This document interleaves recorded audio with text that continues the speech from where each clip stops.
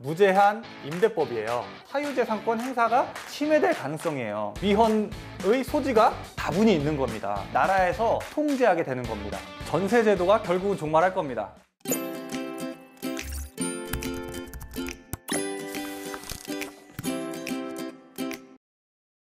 안녕하십니까.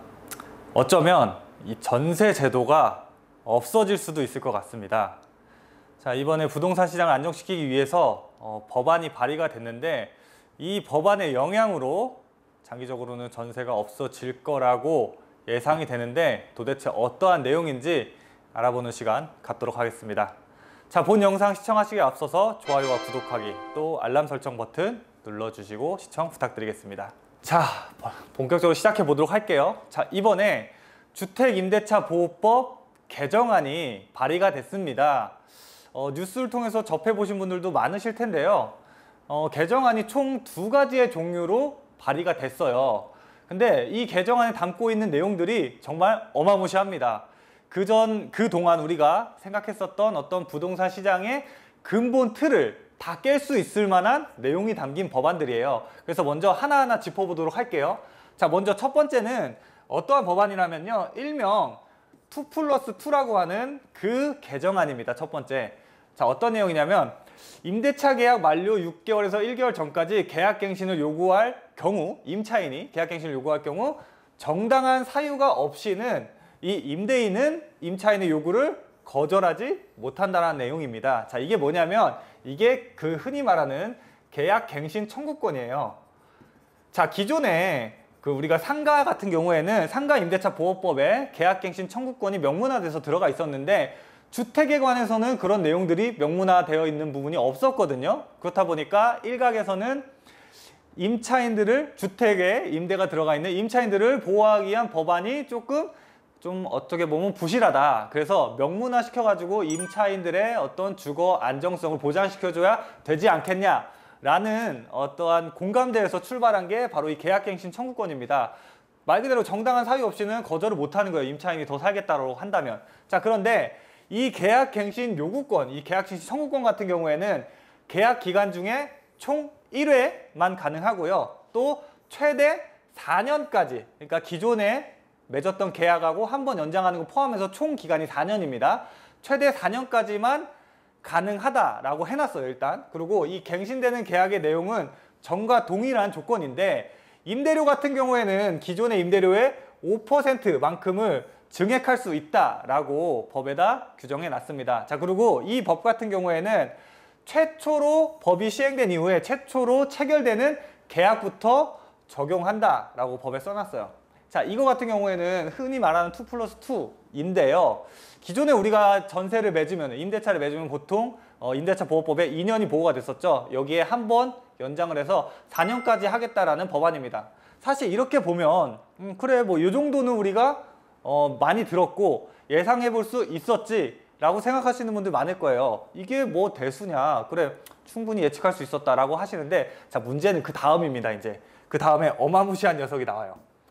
자, 요거는 또 다른 이제 민주당의 국회의원이 발의한 법안인데, 자, 이거는 일명 무제한 임대법이에요. 무제한 임대법. 임대를 무제한으로 주는 법입니다. 자, 내용을 보면 임차인의 계약갱신 요구에 임대인은 일정한 사유가 없는 경우 거절할 수 없다. 애초에 못 박아놨습니다. 거절할 수 없다. 뭐 앞에서는 1회 하나요? 뭐 4년까지 이런 어떤 기간의 제한이 있었는데, 이건 기간의 제한을 법에다 써놓지 않았어요. 자, 그리고 주택임대료 산정위원회를 설치를 해가지고 시도지사는 1년 이내에 일정한 주기에 따라서 이 표준 임대료를 산정을 하고 고시를 한다라고 했고요. 자, 여기도 마찬가지로 임차인의 임대료를 5%를 초과하여서 만약에 지불했을 경우, 임대료 성하는 여기도 역시 5%입니다. 그런데 임차인이 만약에 임대인에게 5%를 넘어서 임대료를 줬을 경우에 임차인은 반환을 청구할 수 있다. 돈 다시 돌려주세요 하고 청구할 수 있다라는 내용이에요. 자, 지금 요 내용 중에 제가 이 법안에서 좀 중요한 내용만 추려서 왔는데, 이 부분 거절할 수 없다가 엄청난 포인트입니다. 말 그대로 임차인이 원하면 임대를 무제한적으로 살 수 있게 하는 법안이에요. 자, 정말 어떤 생각들 드세요? 정말 어마무시한 법안 내놨는데 물론 이렇게 되면 임차인 입장에서는 안정적으로 내가 임대를 꾸준하게 계속적으로 내가 원하는 만큼 계속 살 수 있으니까 좋겠죠. 근데 역으로 임대인 입장에서는 내 재산인데 내 재산을 제대로 행사할 수가 없는 문제점도 발생할 수가 있는 거예요. 그래서 이게 굉장히 지금 문제가 큰 법안이 일단 발의만 됐어요. 발의만. 아직 통과된 건 아닙니다. 발의만 된 상태예요. 그래서 논란이 굉장히 커지고 있는데 일단 요 법들이 나오면서 야기할 수 있는 어떤 문제점들을 먼저 살펴볼게요. 자, 첫 번째, 역시나도 사유재산권 행사가 침해될 가능성이에요.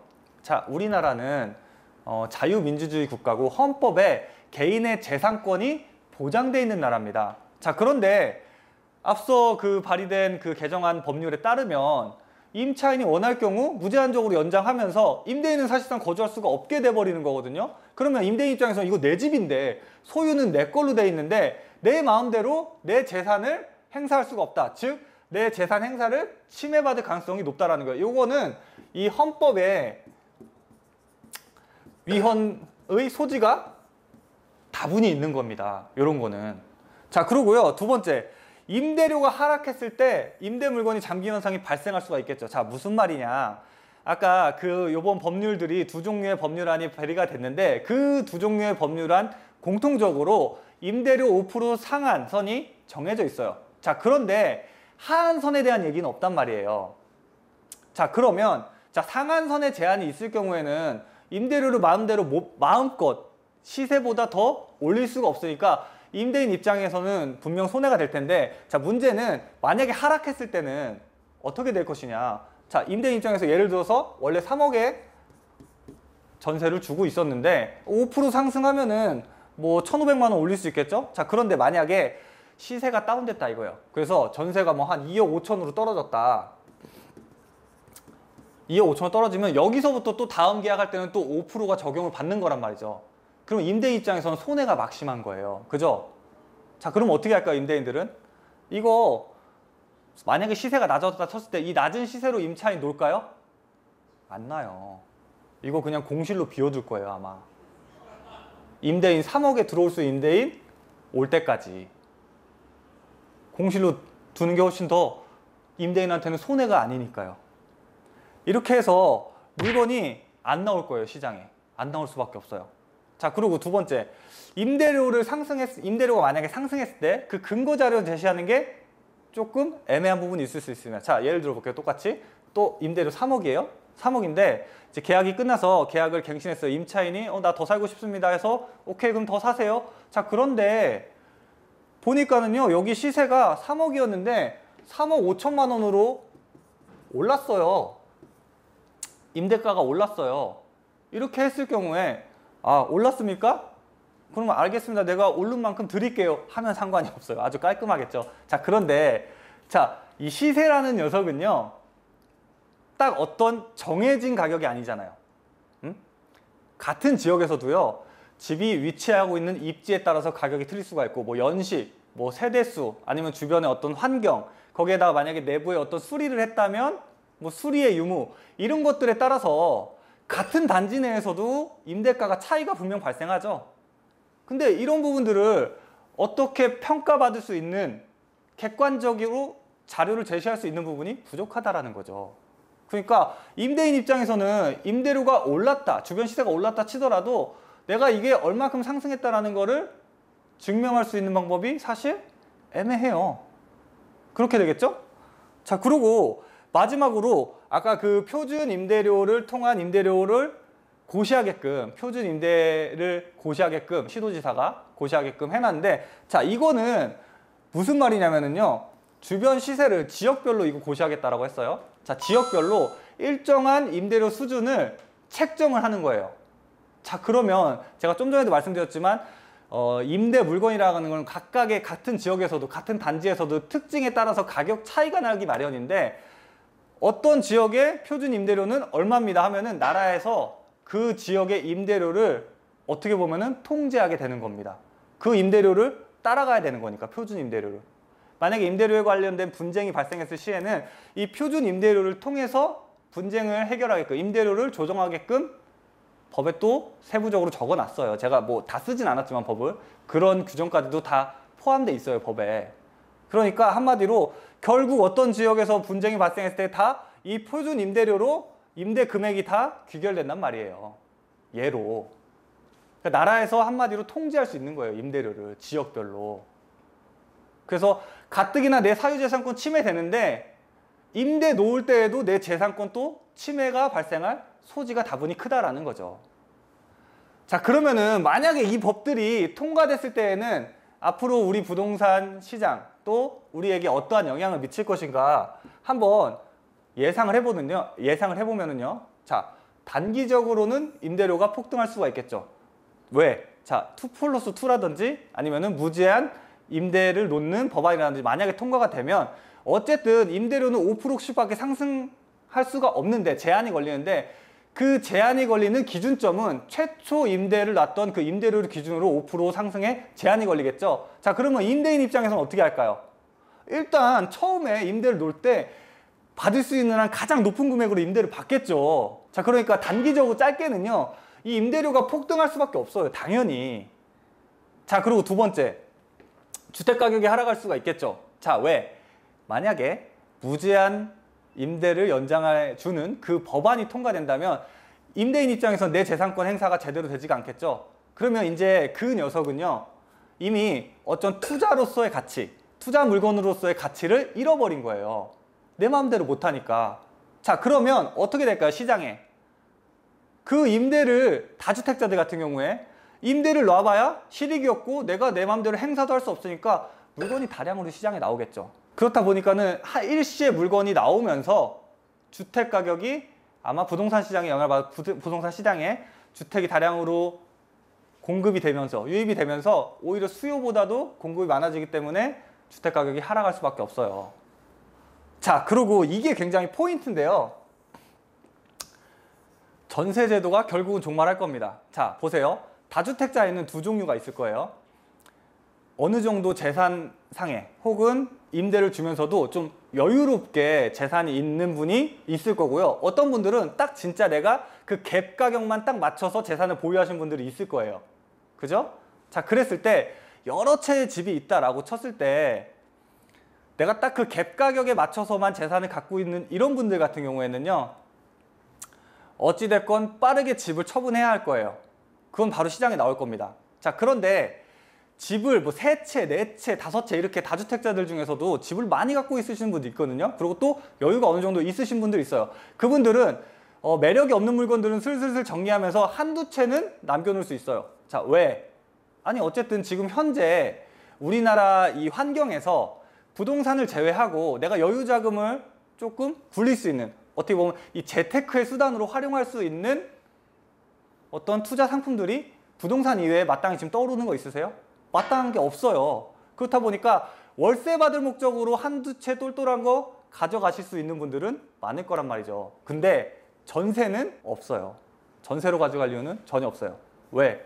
자, 전세를 끼고서 우리가 투자를 한다는 건 어찌 보면 이제 차익을 바라보고서 투자를 하는 건데 애초에 집을 살려는 수요가 없으면 전세 끼고 아무리 사도 봐요. 다른 사람들이 내 집을 더 비싼 내가 산 가격보다 더 비싼 가격에 사줘야지 내가 차익을 바라보면서 어떤 재테크를 하는 것인데 그런 수요들 자체가 없잖아요. 그러니까 매달 받을 수 있는 월세 수익을 목적으로 하는 그러한 투자자들은 남아 있을 수 있고, 즉 길게 가다 보면은 전세 제도는 없어지고 다 월세로 전환될 겁니다. 상품 자체가. 이제 부동산 시장에서 갭 투자 혹은 조금 이제 차익을 노린 투자 이런 것들은 싹 다 사라질 거예요. 자, 그렇게 되면서 장기적으로 봤을 때는 초양극화 시대가 당연히 도래할 겁니다. 있는 사람들은 그 있는 주택 중에 똘똘한 녀석들로 추려가지고 계속 월세 주면서 살아갈 거고요. 반면에 제가 아까 그 좀 전에도 언급했다시피 전세제도라는 게 어찌 보면은 좀 계층 간에 이동할 수 있는 통로, 재테크의 수단이 될 수 있는데 그 수단 자체가 없어져 버리니까 소득이 낮으신 분들 같은 경우에는 좀 어떻게 내가 좀 지금보다 더 나은 삶을 살기 위한 그런 방법이 하나가 줄어드는 거잖아요. 그렇다 보니까 여유가 없으신 분들은 그 상태로 계속 머물 수밖에 없어요. 차이가 점점 더 벌어질 수밖에 없죠. 초양극화 시대가 도래할 수밖에 없어요. 이 전세제도라는 게 참 장단이 있는 건데 이렇게 좀 강제적으로 사유재산권을 좀 압박해 가면서까지 이런 제도를 만든다는 것 자체가 참 위험한 발상인 것 같습니다. 이렇게 해서 어쨌든 결국에는 이 부동산 시장에서 초양극화 시대가 도래할 수밖에 없을 것 같다라는 말씀 드리고 싶습니다. 자, 오늘 이제 전세 무제한 연장법, 그러니까 임대 무제한 연장법에 대해서 한번 말씀을 드려봤어요. 참 이 시장이라는 거는 시장이 흐르는 대로, 그 자연스럽게 흐르는 대로 놔둬야지만 어찌 보면은 좀 정상적으로 흘러가는 것인데 너무 강제적으로 통제하고 압박하고 이런 방법들을 자꾸 쓰다 보니까 시장이 점점 더 왜곡되고 가격도 들쑥날쑥하고 오히려 가격이 잡히는 게 아니라 폭등하는 그러한 시장으로 흘러가는 것 같아요. 아직 국회가 확실하게 구성되지 않아서 법안들이 논의되지조차 않았어요. 발의만 된 상태고 아직 논의조차 되지 않았지만 앞으로 과연 이 법안들이 어떻게 논의될 것이며 실제로 국회를 통과해서 적용될지 안 될지 한번 주의 깊게 지켜봐야 될 것 같습니다. 자, 오늘 준비한 영상은 여기까지입니다. 오늘 준비한 영상이 좋으셨다면 좋아요와 구독하기, 또 알람 설정 버튼 눌러주시기 바랍니다. 자, 그러면 저는 다음에 더 좋은 영상으로 찾아뵙도록 하겠습니다. 감사합니다.